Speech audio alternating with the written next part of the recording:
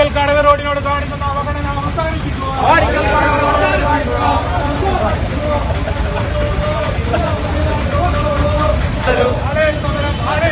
നാളെ സമരം ആളിപ്പടരും.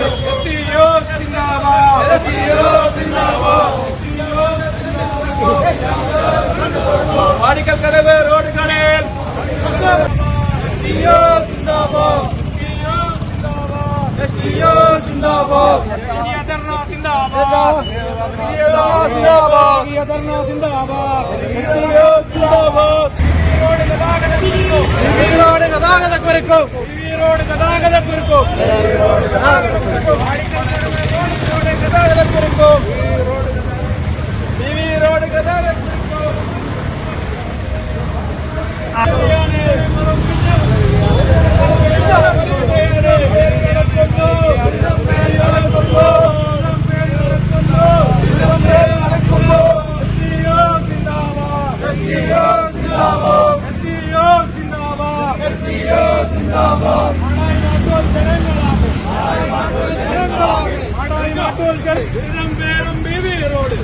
പേരും ബീവി റോഡ്. അധികാരികളെ ഓർത്തോളൂ, അധികാരികളെ ഓർത്തോളൂ, അധികാരികളെ ഓർത്തോളൂ.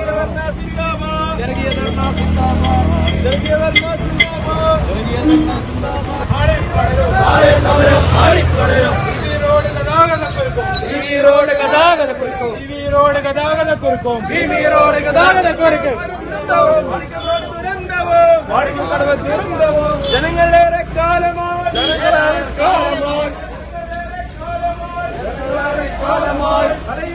വലയുകയാണ്. പൊതുജനങ്ങളും വിദ്യാർത്ഥികളും ദുരിതം പേര് നടക്കുന്നു.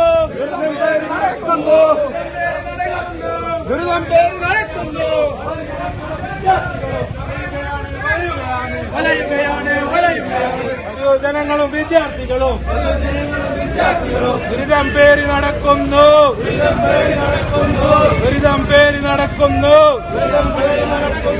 മാടായി മാട്ടൂൽ ജനങ്ങളാകെ